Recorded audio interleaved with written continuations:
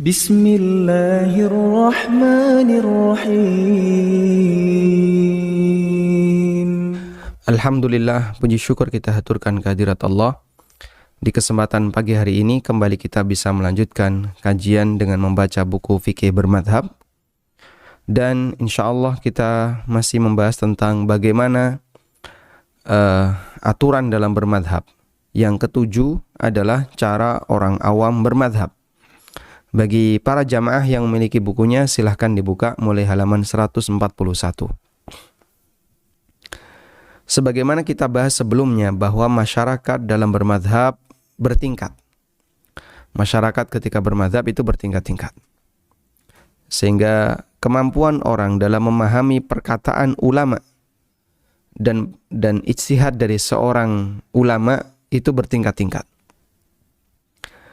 Ada yang mengikuti metodologi dalam memahami dalil, meskipun bisa jadi berbeda-beda dengan ulamanya dalam menyimpulkan hukum. Meskipun bisa jadi dia berbeda dengan ulamanya dalam menyimpulkan hukum. Ada pula yang mengambil bagian hukum dari kasus cabang, ahkamul furu', tanpa memahami metodologi berdalil. Tingkatan pertama maupun kedua masih dalam ruang lingkup belajar. Kita pernah membuat sebuah permisalan yang sangat sederhana dan insya Allah cukup mudah untuk dipahami ya. Dan sering ini kita sebutkan bahwa metodologi bermadhab atau bagaimana cara orang bermadhab itu ibarat ada sebuah pohon ya. Kemudian di pohon itu ada buah. Di pohon itu ada buah. Lalu di sekitarnya ini ada banyak masyarakat. Ini ada masyarakat. Ada masyarakat dan tidak semua elemen masyarakat bisa memetik buah itu. Lalu ada satu orang yang beliau punya kemampuan dalam memetik buah ini. Sehingga beliau tahu bagaimana caranya memetik buah ini. Imam Al-Ghazali rahimahullah menggambarkan pohon ini adalah dalil. Sedangkan buah adalah hukum. Orang yang memetik ini adalah ulama mujtahid. Sedangkan masyarakat secara umum ini adalah orang awam. Baik. Nah, di antara orang awam ini ada yang dia ikut belajar sehingga dia naik ke tingkatan atas. Ada beberapa yang ikut belajar naik ke tingkatan atas. Baik. Di antara yang belajar ini ada yang belajar metodologi. Dia memperhatikan bagaimana cara sang imam ini dalam memetik pohon. Dan ada yang hanya mempelajari hasil. Sehingga dia tidak belajar metodologi, tapi dia hanya belajar hasil. Maka orang yang pertama ini lebih kepada mempelajari bagaimana metode ulama itu berijtihad. Sehingga dia bisa menjadi mujtahid meskipun dia dalam ruang lingkup madhab. Jadi ulama mujtahid, dia jadi ulama mujtahid dalam ruang lingkup madhab. Kita menjumpai cukup banyak hal semacam ini seperti Imam An-Nawawi, Ar-Rafi'i, dan para ulama yang lainnya yang termasuk Al-Hafidh Ibnu Hajar Al-Asqalani, kemudian Syekhul Islam Ibnu Taimiyah, Ibnu Qayyim, dan para ulama setelahnya, dan para ulama yang lainnya, yang mereka lebih banyak mempelajari metodologi dalam mengambil dalil. Meskipun dia dalam ruang lingkup mazhab tertentu, dalam arti mereka belajar dari mazhab tertentu. Ada juga jenis yang kedua, ulama jenis yang kedua, yang dia hanya mempelajari dalil, yang dia hanya mempelajari hasil.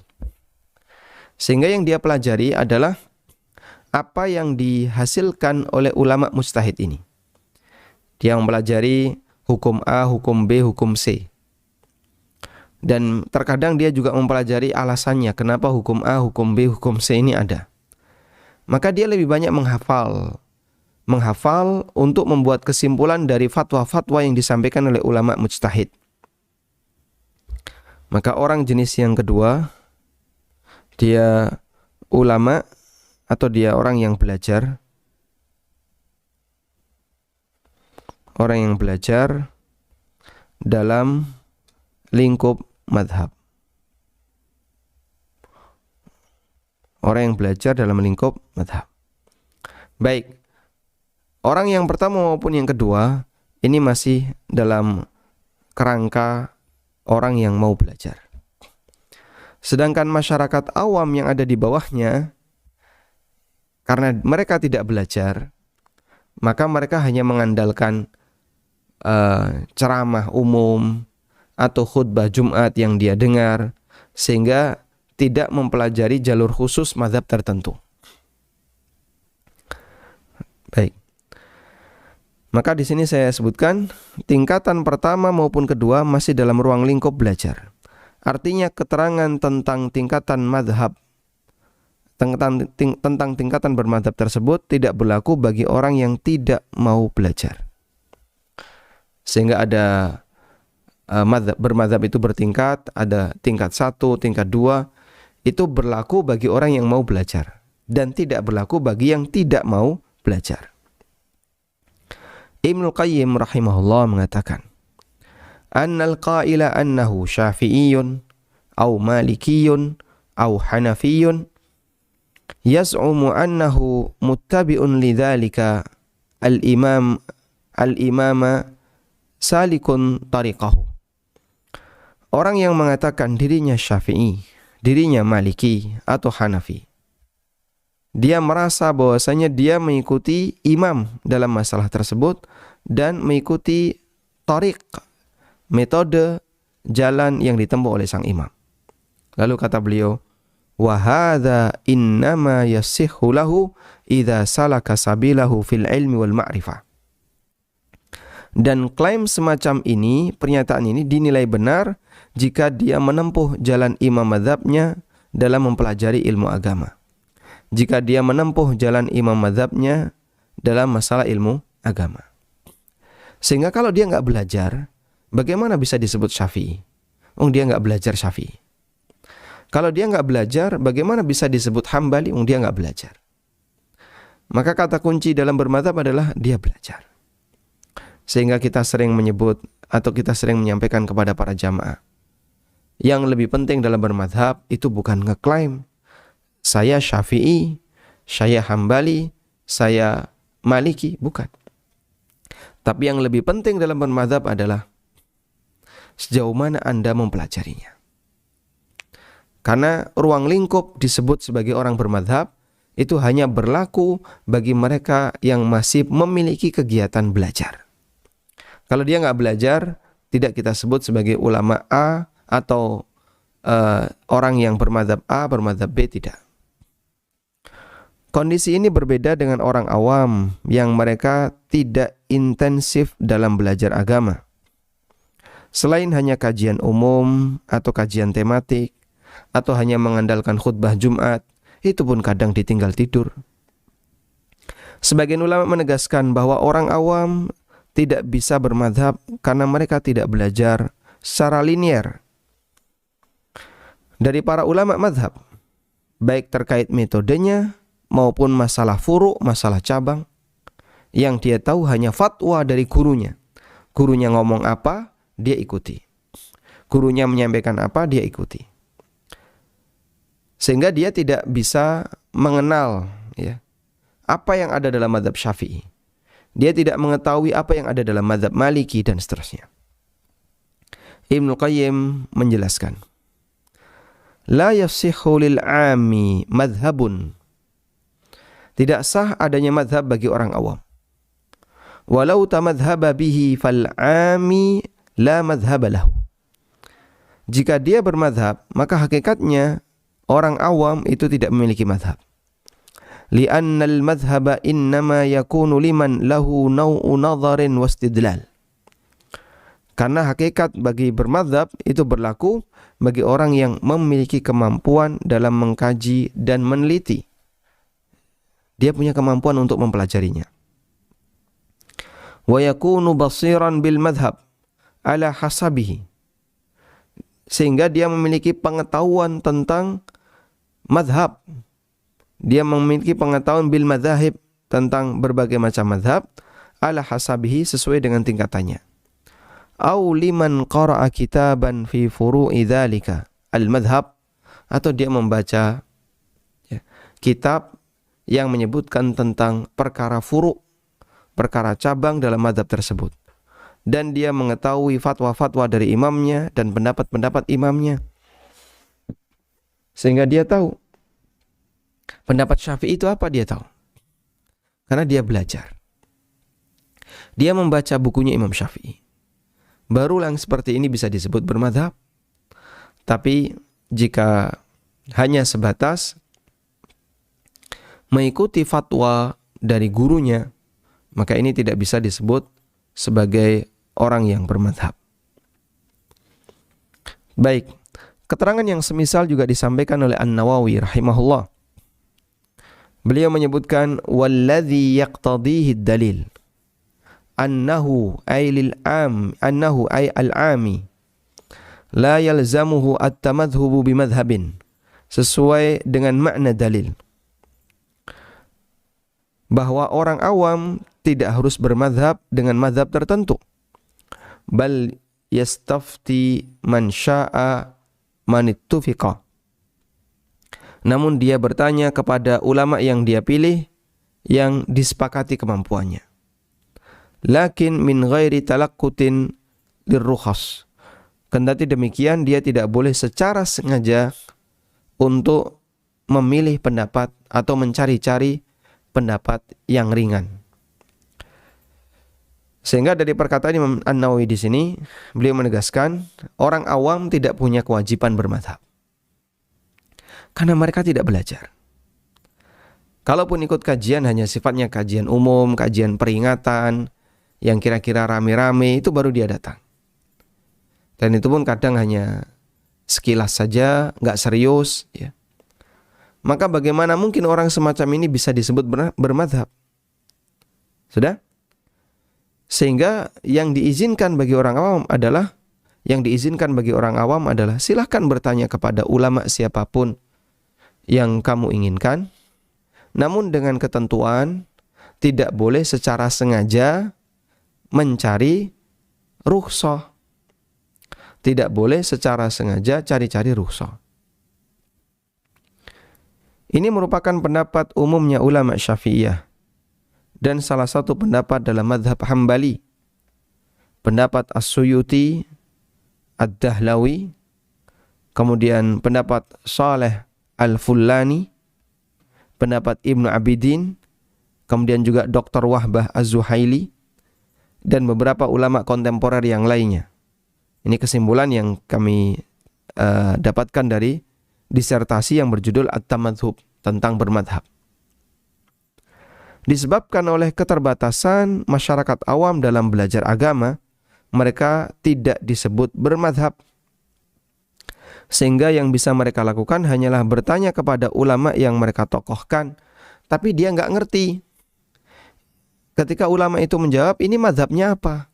Pakai madhab apa? Dia nggak ngerti. Dia nggak bisa mengklaim, ini Syafi'iyah. Dari mana kamu tahu kalau ini Syafi'iyah? Kamu nggak belajar Syafi'iyah. Tanggung jawab orang awam dalam hal ini adalah berusaha untuk memilih ulama yang dia yakini lebih berilmu dan lebih bertakwa. Bukan karena hawa nafsu. Dalam mencari sumber ilmu, dia harus tetap sadar bahwa dia akan dihisab, sehingga dituntut untuk mengedepankan semangat mengikuti kebenaran. Dia harus sadar nanti dia akan dimintai pertanggungjawaban. Sehingga memilih pendapat juga nanti akan dimintai pertanggungjawaban. Maka tidak boleh orang ketika memilih pendapat asal-asalan atau sesuai dengan keinginan pribadinya, sesuai dengan kepentingannya. Ingat, memilih pendapat nanti akan dipertanggungjawabkan di akhirat.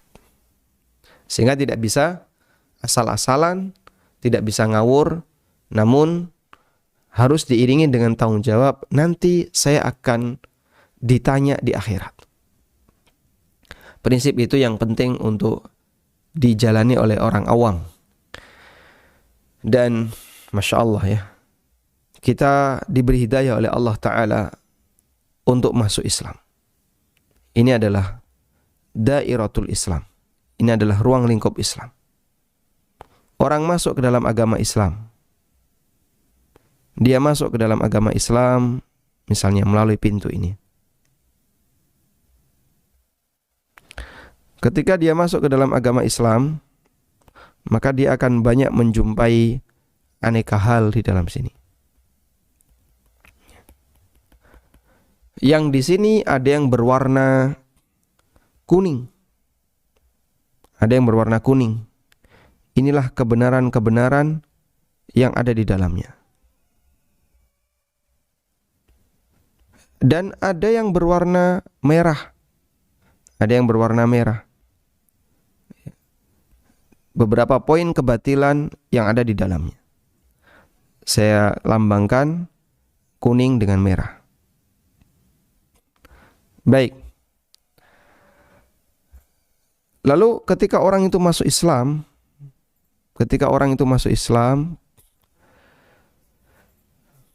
maka dia butuh tahu kebenaran apa yang harus saya ikuti. Bisa jadi pada saat orang itu mendapatkan guru yang kurang baik, diarahkan ke yang warna-warna merah misalnya. Kamu bergabung di sini.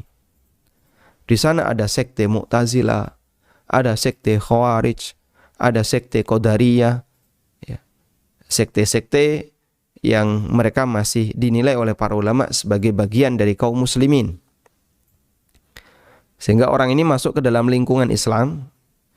Ini adalah lingkungan Islam. Pada waktu dia masuk ke dalam lingkungan Islam, di situ ada banyak sekte. Ada kebenaran, ada kebatilan. Kata Ayyub As-Sikhtiyani rahimahullahu ta'ala, seorang ulama tabi'in. Inna min minnatillahi ta'ala ala abdi. Sesungguhnya bagian dari nikmat besar yang Allah berikan kepada hambanya. Ba'da an hadahullahu lil Islam. Setelah Allah memberikan petunjuk kepadanya untuk mengikuti ajaran Islam. Untuk masuk ke dalam agama Islam. Ayyuqayyidahu bisyaikhin salih.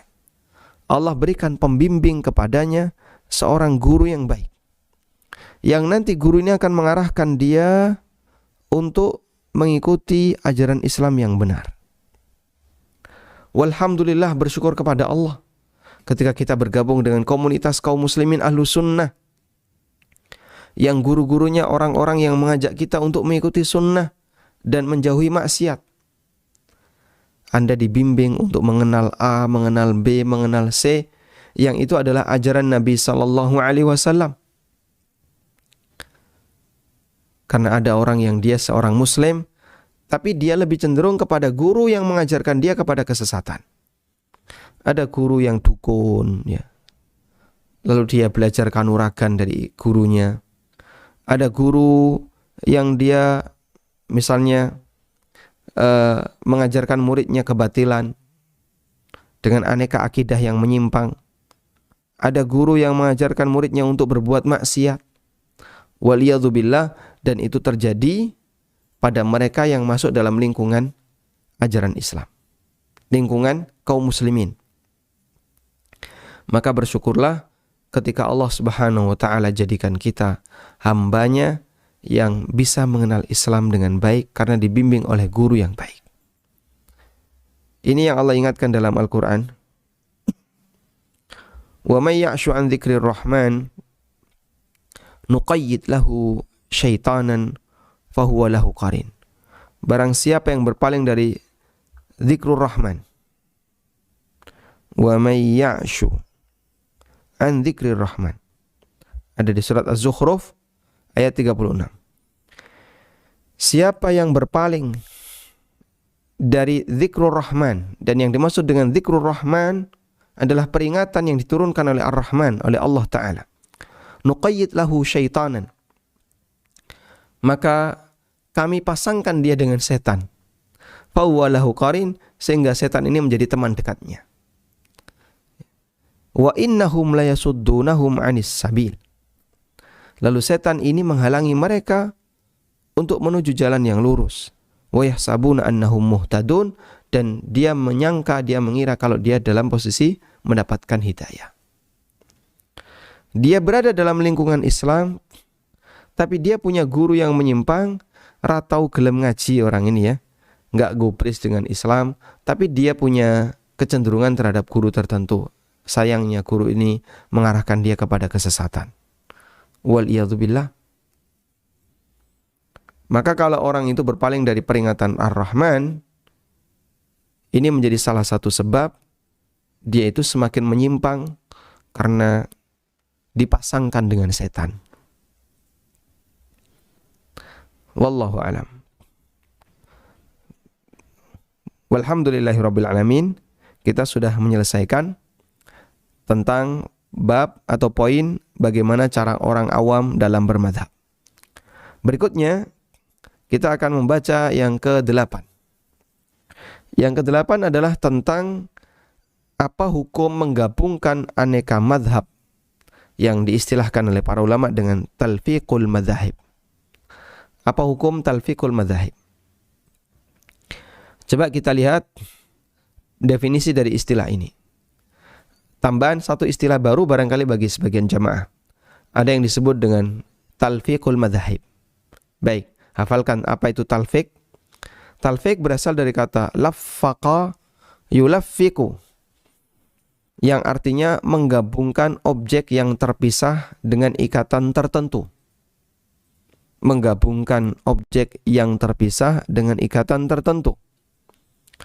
Menggabungkan beberapa madhab dalam satu amal tertentu diistilahkan oleh para ulama dengan sebutan talfiqul madzahib. Ya, sehingga misalnya orang punya HP, ya. Lalu dia punya e-tol. Dia punya e-tol, dia punya e-money, taruh di HP ini. Dikasih lakban. Ya. Ditaruh di HP, dikasih lakban. Sudah? Kegiatan ini namanya talfiq. Dua benda yang dijadikan satu dengan cara diikat. Kegiatan ini namanya talfiq.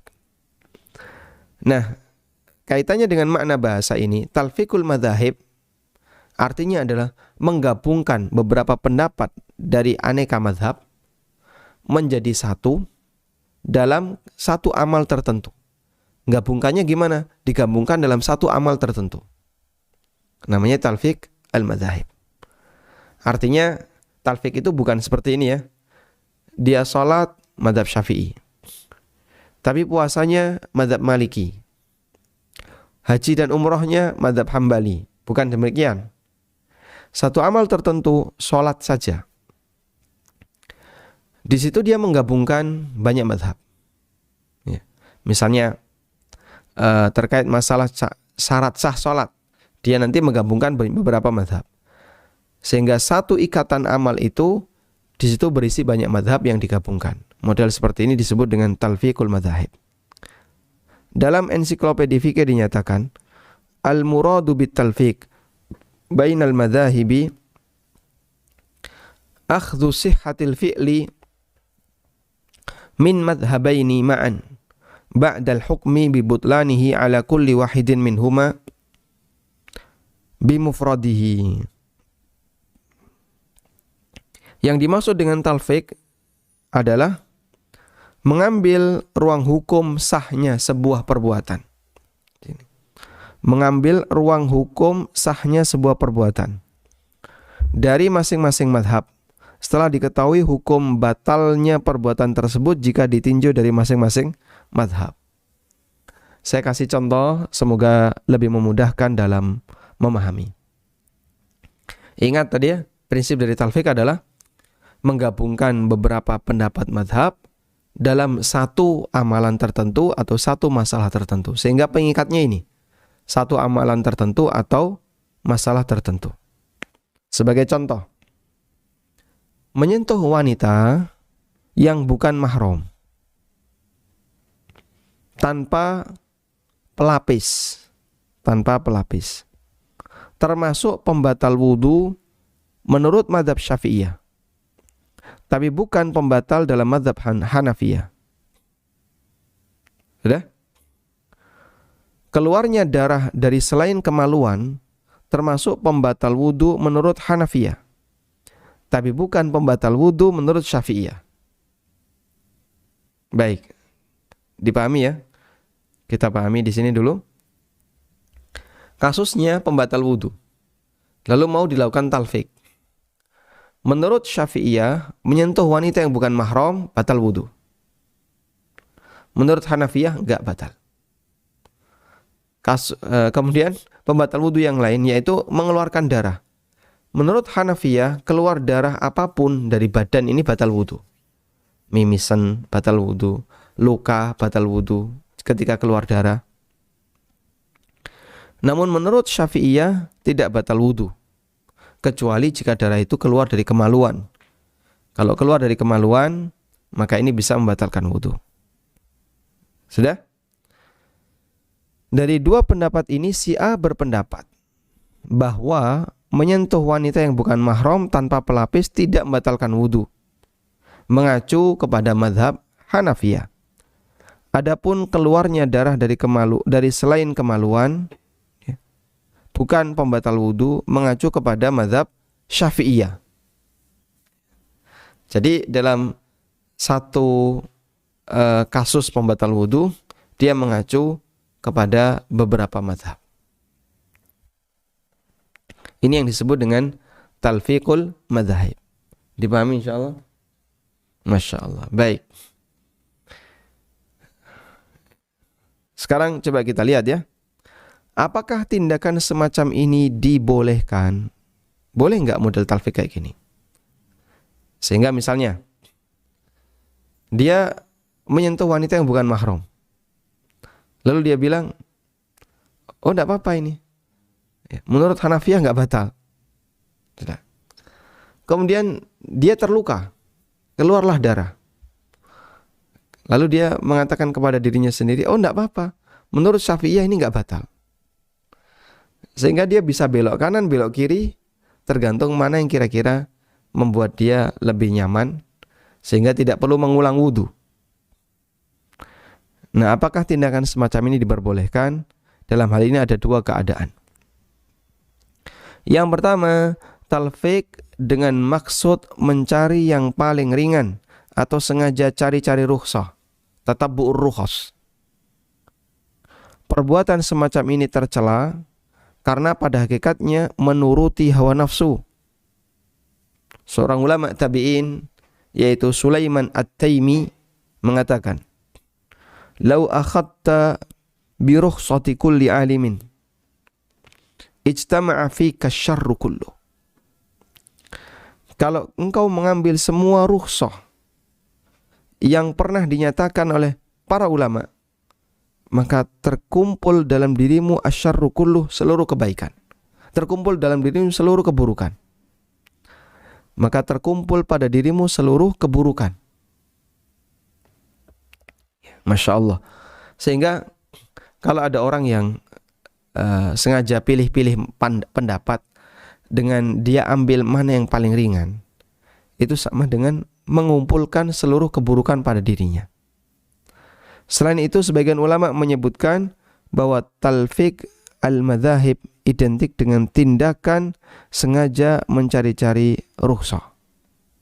Wah, ini sengaja cari-cari yang lebih ringan. Tidak boleh seperti itu. Karena tatabbu'ur rukhas termasuk di antara tindakan yang tercela. Wallahu a'lam. Sudah? Selanjutnya kita beralih ke talfik demi mencari kebenaran. Boleh enggak belok kanan, belok kiri, sehingga pindah-pindah mazhab dalam rangka mencari kebenaran. Ulama berbeda pendapat dalam hal ini. Pendapat pertama menyebutkan talfik mazhab, apapun alasan dan latar belakangnya, tidak boleh. Ini merupakan pendapat Ibnu Abidin, ulama Hanafiyah. Dalam Hasyiyah Ibnu Abidin beliau menyebutkan annal hukmal mulaffaq batilun bil ijma'. Hukum hasil talfik adalah batil berdasarkan ijma'. Hukum hasil talfik adalah batal berdasarkan ijma'. Kemudian pendapat yang kedua, talfik mazhab selama dilakukan dengan latar belakang mencari kebenaran adalah hal yang diperbolehkan, hukumnya boleh. Dalam Hasyiyah Ad-Dasuqi untuk Asy-Syarhul Kabir, Imam Ad-Dardir dinyatakan, wabil jumlah fa fit talfiqi fil ibadatil wahidah min madhhabaini tariqatan. Kesimpulannya, ada dua pendapat mengenai talfik mazhab dalam satu ibadah. Pertama, hukumnya dilarang, al-man'u, wa huwa tariqatu al-musawirah, wa huwa tariqatu al-masaruwah wal jawaz, wa huwa tariqatu al-magharibah wa rajahtu. Ya. Yang pertama, hukumnya dilarang. Ini adalah pendapat para ulama Mesir, al-masariwah, dari kata Misr, namanya masarif. Kemudian yang kedua adalah tariqah al-magharibah, dari kata Maghrib, Maroko. Warajahtu, dan aku menilai lebih kuat pendapat yang kedua. Sehingga kata Ad-Dasuqi, beliau menyebutkan, dan Ad-Dasuqi ini mazhabnya Maliki. Mazhab Maliki itu ada di Afrika Utara ya.